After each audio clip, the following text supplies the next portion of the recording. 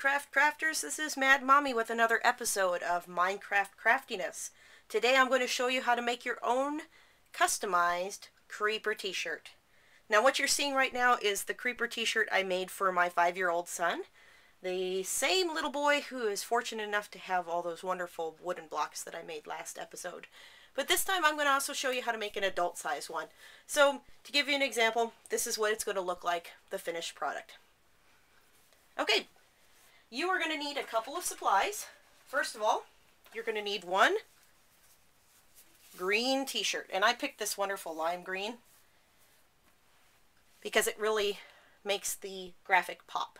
Now you might be saying to yourself, hey Mad Mommy, I saw this same t-shirt on the ThinkGeek website and that was like 20 bucks. How do you get away with making your own? Well, first of all, I'm not selling it.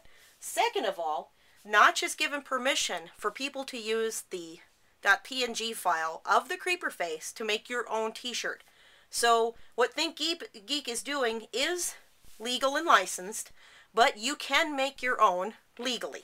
Okay, and I'll include the link for Notch's comment on that along with the downloadable link for the file that you're going to need to make this t-shirt. Okay, so first you're going to need a t-shirt, and this actually only cost me about $3 at my local craft store. So that's about $3. And I'm going to show you this is going to be a lot cheaper than the $20. Okay, green t-shirt. Second, you're going to need some black fabric paint. Okay, and you don't want the puffy paint. You want something that's going to be matte, kind of a flat paint. Okay, and this is Tulip matte paint, soft fabric paint. Okay, if you use puffy paint, it's going to make the shirt look kind of wrinkled in the image that you use. Okay, so you want to try to find a nice matte fabric paint. Okay, then you're going to need this. Now you're thinking, what is that? This is freezer paper. Okay, freezer paper comes in a huge box like this. Okay, and the only brand I know of that makes it is Reynolds. Freezer paper is just like wax paper, only the wax coating is only on one side. The other side is matte. And you've probably seen this before. We use this when painting those blocks and putting the glue on. Okay, one side is regular paper, the other side is wax. You can't use wax paper on this because what will happen is the iron that we're going to use later will adhere to the wax paper. Okay, you need to use freezer paper because it has wax only on one side. Now, you're probably also saying to yourself, what am I going to do with 150 square feet of freezer paper? Well, once you learn how to use this technique on this t-shirt, you can use freezer paper stencils to make lots of different kinds of t-shirts.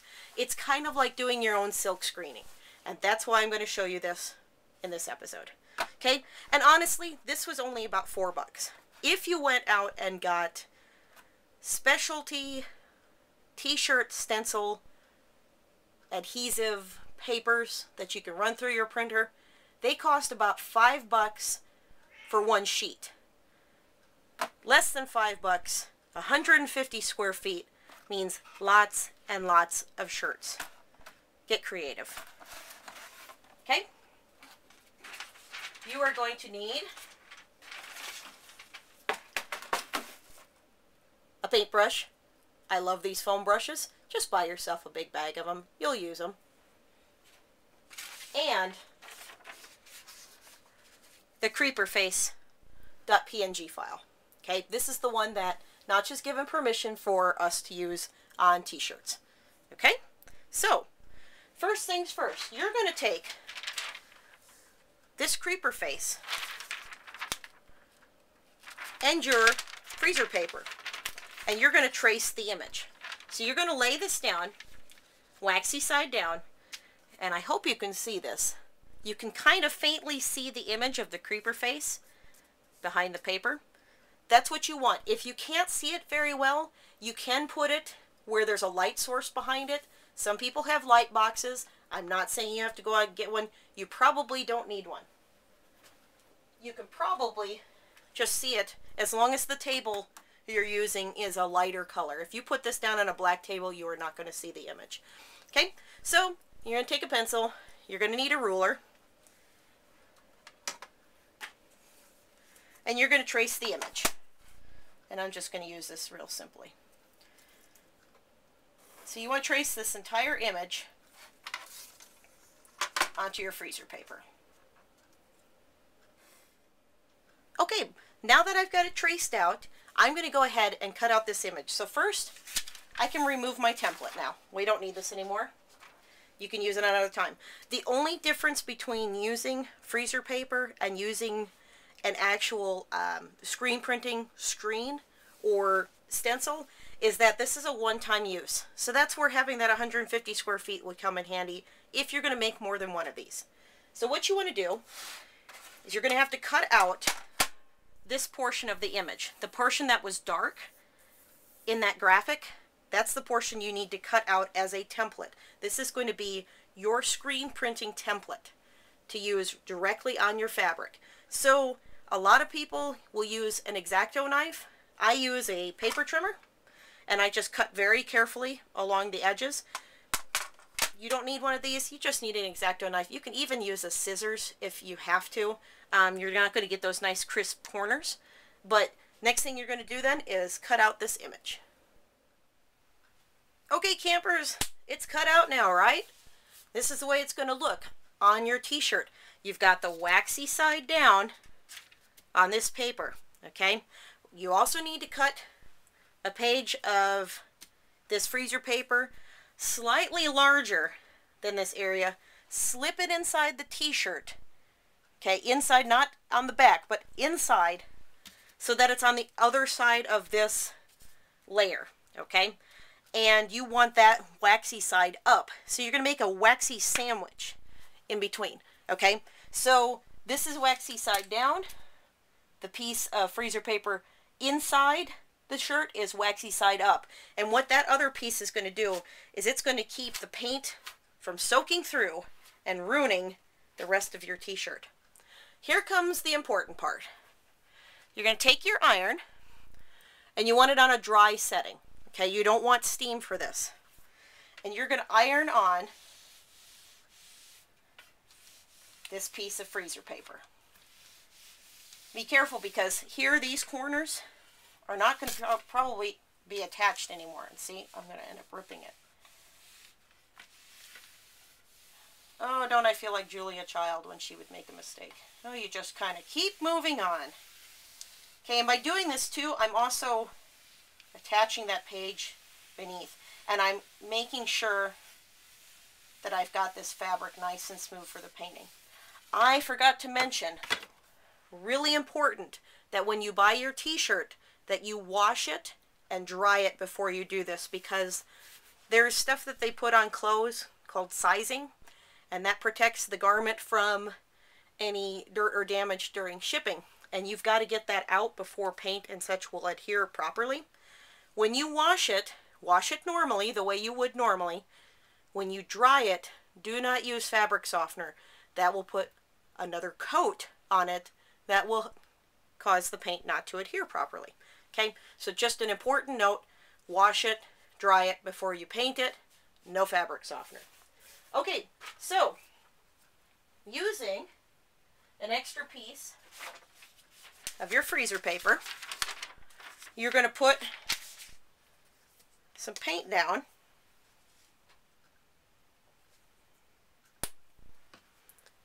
I don't know if you can see that. Here, I'll put that into view. Okay, put some paint down on a piece of freezer paper, wax side up. It'll be your what do they call it? Palette. Take a brush. Now, you don't want to brush the paint on. You see, when I do that, I'm wrinkling the fabric. And when the fabric gets wet with the paint, it will cause these ridges and it will stay.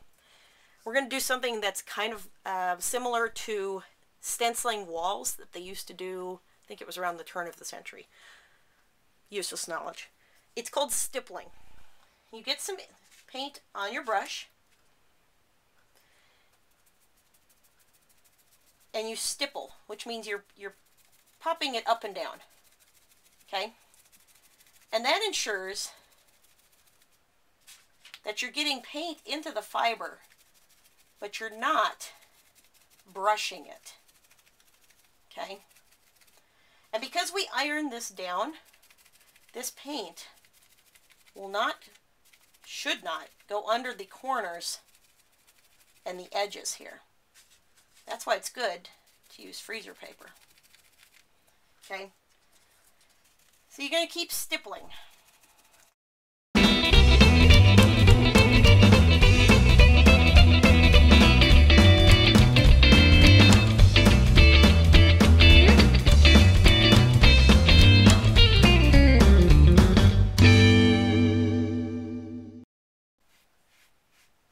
And this stuff dries pretty quickly, but you probably should let it sit, I don't know, about 15-20 minutes to let it dry completely before you lift off this pattern.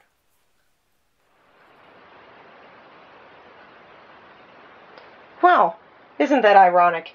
In between the last step and this step, my flip cam died.